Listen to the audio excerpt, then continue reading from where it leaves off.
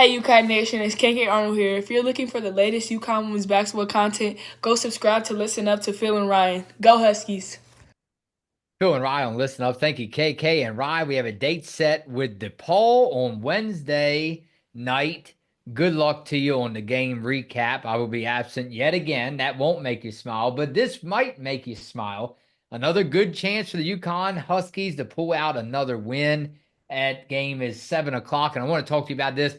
What are your eyes on this matchup? Because I see out of all offensive leaders in this Big East Conference, number three is guess who? DePaul's Jorie Allen.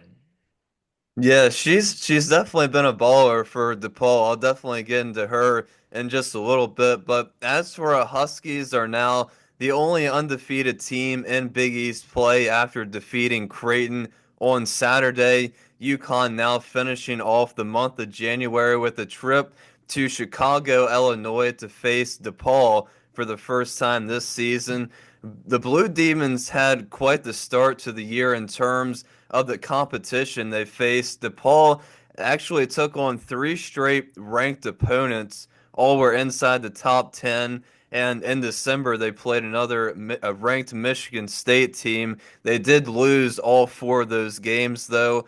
But that is quite the start of the season, quite the schedule they had. Overall, the Blue Demons are 11-11 on the season, fourth in the conference with a record of 6-3. And the good news is a fairly young team for DePaul, and if they keep everyone together, they will only lose one player in the off season, which is also the bad news, losing that one player who is the sixth year forward, Jorie Allen. She played her freshman season with Indiana and has spent 5 seasons with DePaul, having to redshirt one of those. But Allen does just about everything for this team. She's their outright workhorse, averaging just below 19 points per game, leads the team in every category except rebounds per game, pretty much. So UConn usually able to stop the opposing team's leading scorers, so we'll have to see how that matchup goes on Wednesday.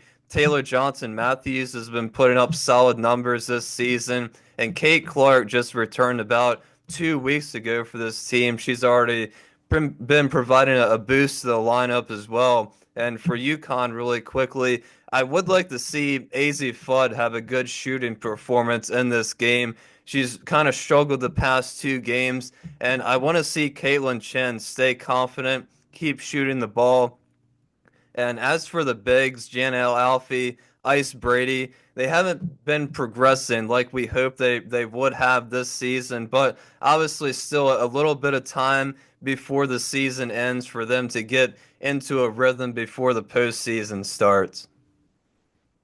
All right, very well said. I appreciate it, Ryan. And yeah, we talked about it. Outside of Beckers and Strong, you said you like to see a nice shooting performance by Easy Fudd. Who else? I mean, to Yeah. be honest with you, KK Arnold has done an incredible job on defense. We saw her step up against who was it in the last game? Creighton. She had an Yeah. incredible play in that third quarter. But when you talk about players who need to score, I told you, I said, Ryan, man, I think it's going to be tough for this team to pull it off and make it past that Final Four into that championship, just because unless they can contribute the ball more in the tournament. Now we've seen it earlier in the year, but who else, mind you, or AZ Fudd is the only one on your mind when it comes to scoring more?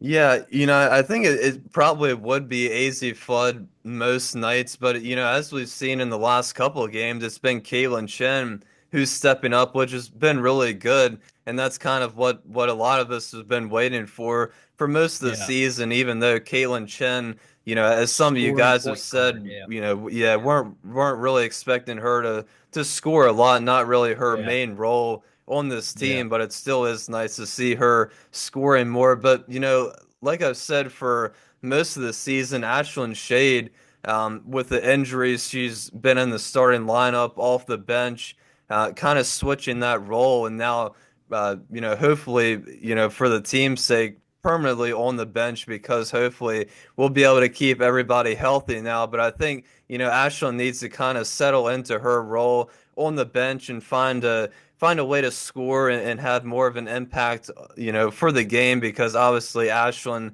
can be one of the biggest scoring threats on this team. I think it's time you and I start feeling the hype along with everybody else because I just counted. There's 10 games left in the regular season.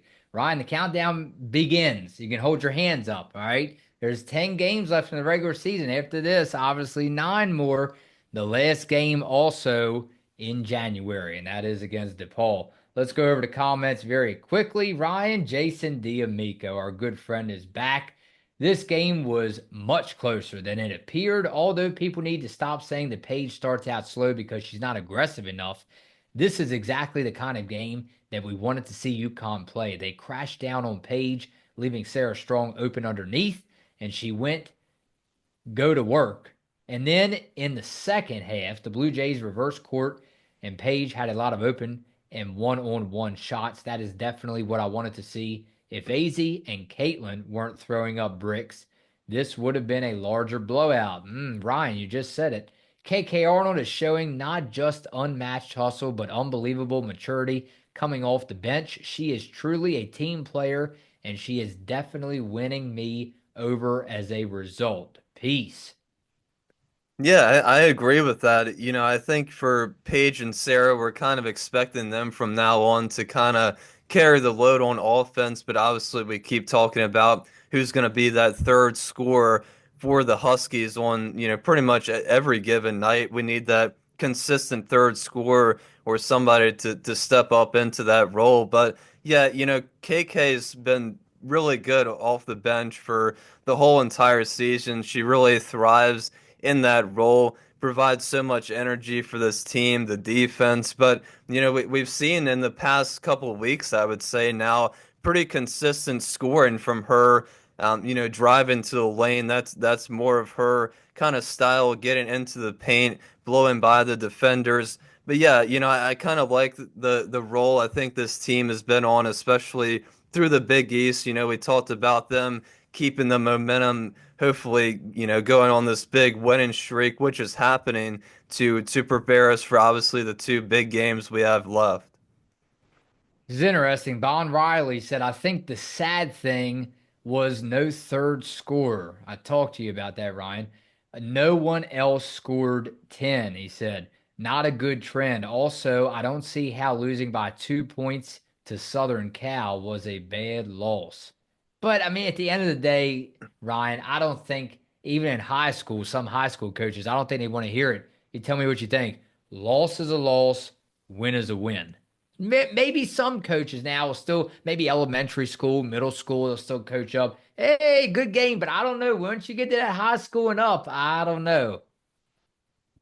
Yeah, I wouldn't, I wouldn't really say it was a bad loss, but yeah, a win is a win, a loss is a loss. That's definitely for sure. But just the fight that UConn showed in that game to come back was definitely a positive outlook on that USC loss. But yeah, like I said, just about the third score, definitely when we get into postseason form, definitely not far from it now, but in the games against Tennessee and South Carolina, and then when we get into March Madness against these tougher teams, we're definitely going to need that third scorer in all those games to be able to get by some of these teams. We talk about the defense is always going to be there, but the third scorer for this team is definitely going to be just as important. All right, here we go. Man, I haven't done this with you in a while. Prediction, score, and who wins from Wintrust Arena Wednesday night. Yeah, I think this one's pretty simple again. I think it's going to be another easy win for the UConn Huskies. So, score prediction, I'm going to say UConn 83, DePaul 58. All right, Ryan. I will go UConn 85, DePaul 55. 85 to 55. It seems like I'm guessing the same score prediction over and over again. It's like a rhyme, 85-55. But we'll go UConn all over DePaul in this one. And Ryan, again, good luck Wednesday night. And we appreciate everybody. Like, comment, and subscribe. Let's try to get that number up to, I believe it's 2.65. Let's get to 2.66 thousand. Ryan says baby steps. Phil and Ryan, listen up.